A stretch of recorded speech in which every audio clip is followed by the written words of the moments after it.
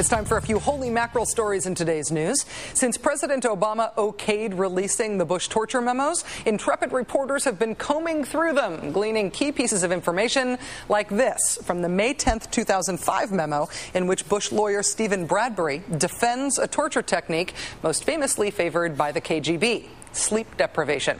Mr. Bradbury writes, quote, "We understand from our review of the literature on the physiology of sleep that even very extended sleep deprivation does not cause physical pain, let alone severe physical pain." Bradbury cites James Horn, director of the Sleep Research Center at Loughborough University and the author of a book called Why We Sleep. Quote, "The longest studies of sleep deprivation in humans involved volunteers who were deprived of sleep for 8 to 11 days. Surprisingly little seemed to go wrong with the subjects physically." That is surprising. In fact, it's so surprising it even surprised Professor Horn, the guy Bradbury was quoting. Bloggers at Obsidian Wings and TPM Muckraker caught up with Professor Horn, who has now responded to the misuse of his work with adjectives like saddened and surprised and appalled.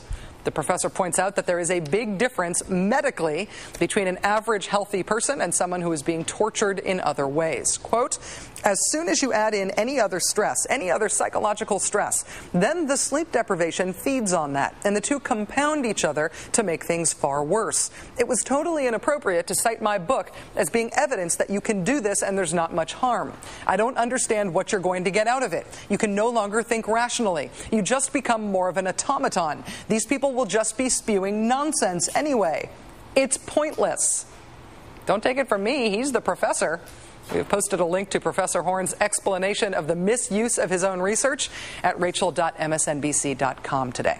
And the Detroit Lions had a terrible, horrible, no good, very bad football season. The worst one ever. This past year, the Detroit Lions were 0-16.